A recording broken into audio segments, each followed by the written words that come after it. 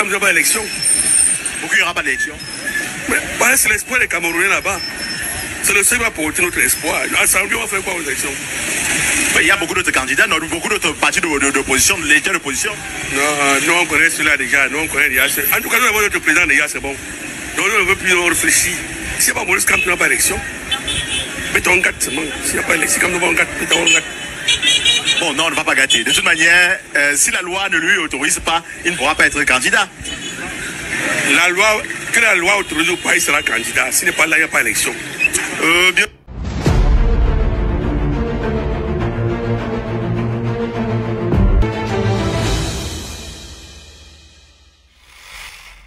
Non, ces propos sont dangereux. On va aller suivre une autre vidéo. EPC, nous n'allons pas attendre jusqu'en octobre. En octobre, ce ne sont que des formalités parce que les vraies élections se jouent maintenant. Et nous sommes à Yagoua. Ils se sont repliés après avoir dénoncé le DG de l'Assemblée de Yagoua, qui est le baron du RDPC, devant sa maison. Il s'est replié aujourd'hui comme c'est lui qui contrôle aussi la mairie. Et il ne faut pas que vous oubliez qu'il est l'ancien maire de Yagoua. C'est lui qui a placé celui-là. Il s'est mis à l'écart. Il est devenu le baron du RDPC et le DG de l'Assemblée de Yagoua. Les élections se jouent ici. Carte d'identité, carte électeur, une empreinte digitale. Ça se joue là. Peuple camerounais, il faut que nous nous mobilisons comme un seul homme pour demander le départ de Biya. Nous sommes à la mairie de Yagoua comme ça, là, à 23 h, le 18 avril 2025. Ça se passe comme ça. Les choses vraies se passent actuellement.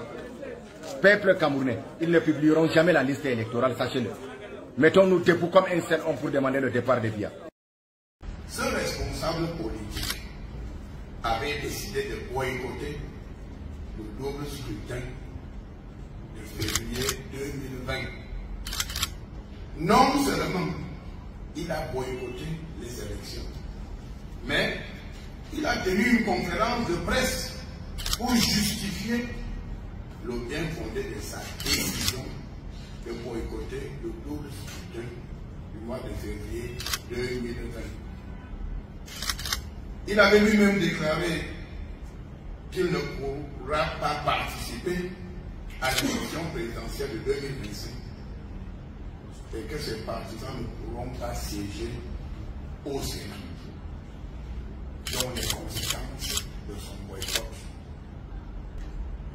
Plus tard, cet homme politique, fidèle à sa logique de désordre, a fait notre point de presse où il dit, je cite, en 2025, s'ils essayent, ce qui arrivera va arriver.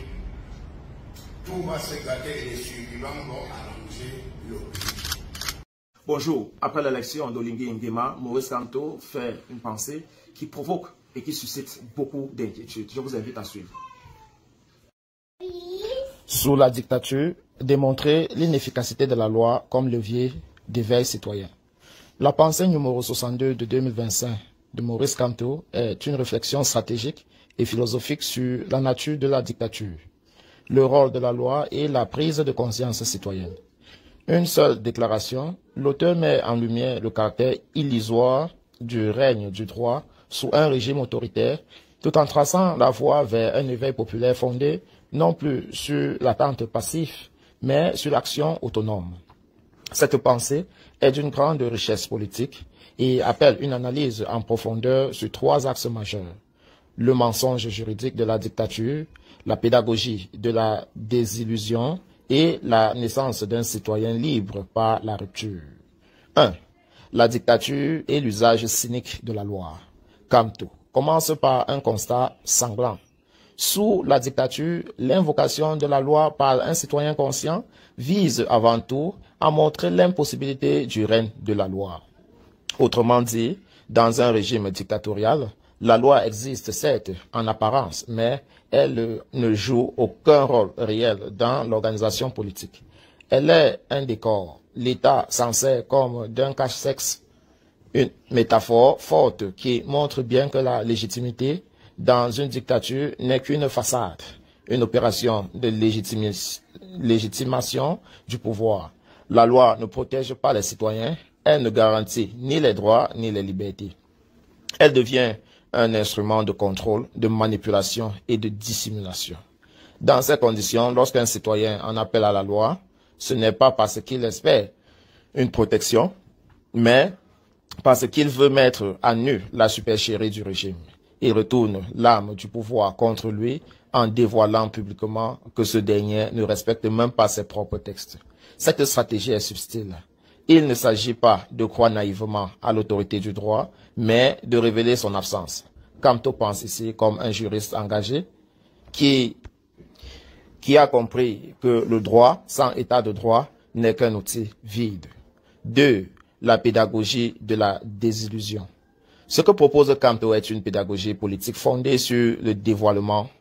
Il faut retirer à la dictature ce cache-sexe de la loi pour permettre aux masses d'ouvrir les yeux. Tant que les citoyens ordinaires croient encore que la loi est un recours possible et restent attachés à l'idée d'une justice éminente, cette croyance retarde leur révolte. Elle les neutralise. Il faut donc, par des démonstrations concrètes, leur prouver que le pouvoir en place ne respecte pas la loi, même lorsqu'il en parle. C'est en constatant que la justice n'est qu'un théâtre, que les institutions sont capturées, que les libertés sont illusoires, que le peuple peut sortir de son état d'hébétude. Kamto emploie ici une logique proche de celle des penseurs de la désobéissance civile comme Henry David Thoreau ou Martin Luther King.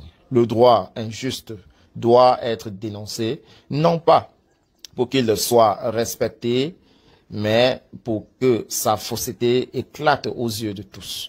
La pédagogie du choc, celle de l'injustice répétée et flagrante, est ce qui éveille les consciences endormies. 3. Vers la conquête de la liberté par la rupture. La pensée atteint son point culminant avec cette affirmation. Les citoyens peuvent alors se décider à conquérir par eux-mêmes leur liberté et leur dignité. Le message est clair. Le respect de la légalité ne viendra jamais d'un régime dont la survie dépend de l'illégalité. La libération ne viendra donc ni d'un miracle juridique, ni d'une réforme interne du système, mais d'un mouvement de rupture. Il s'agit ici d'un appel implicite à une révolution morale et politique. Kamto introduit une idée fondamentale. L'état de droit ne précède pas la liberté des citoyens. Il en découle. C'est parce que les citoyens brisent les chaînes de la peur, de la résignation et de l'attentisme qu'ils peuvent donner naissance à une république véritable. Il faut passer par un moment de désillusion totale pour que le corps social se transforme en acteur de sa propre émancipation. La démonstration de l'inutilité de la loi dans une dictature n'est pas une fin en soi, mais un début, celui d'un processus de refondation. 4. Une pensée stratégique pour les luttes démocratiques. Ce qui distingue cette pensée, c'est son caractère stratégique. Kamto ne parle pas ici comme un simple observateur, mais comme un acteur du changement. Il offre une feuille de route implicite aux militants, aux opposants, aux citoyens. Utiliser la loi, non pas pour obtenir justice, mais pour montrer son inexistence réelle. C'est une pensée qui repose sur la force du symbole, sur la capacité d'un acte, même vain juridiquement, à provoquer un éveil politique. Cette approche est également une réponse à ceux qui reprochent à l'opposition démocratique de croire encore à la légalité. Kamto les réassure, ce n'est pas une croyance, mais une tactique. Le but n'est pas d'avoir gain de cause dans un tribunal inféodé, mais de montrer que même ce tribunal ne fonctionne plus selon les règles. Ce dévoilement radical devient un levier de rupture. En conclusion, du désenchantement à l'action collective, la pensée numéro 62 de 2025 est à la fois un constat lucide et un appel à l'action. Elle rappelle que sous une dictature, la loi est un théâtre, un piège pour les naïfs, et que seule une désillusion maîtrisée permet au peuple de se libérer. Cette pensée s'inscrit dans une tradition politique de lutte contre les régimes autoritaires, mais elle va plus loin en proposant une méthode: révéler, désenchanter, rompre. Elle s'adresse au peuple enfermé dans l'attente d'un changement légal qui ne viendra jamais. Et elle leur propose autre chose: une renaissance de la République, non pas imposée d'un haut, mais arrachée par des citoyens conscients, organisés et décidés à reconquérir leur destin.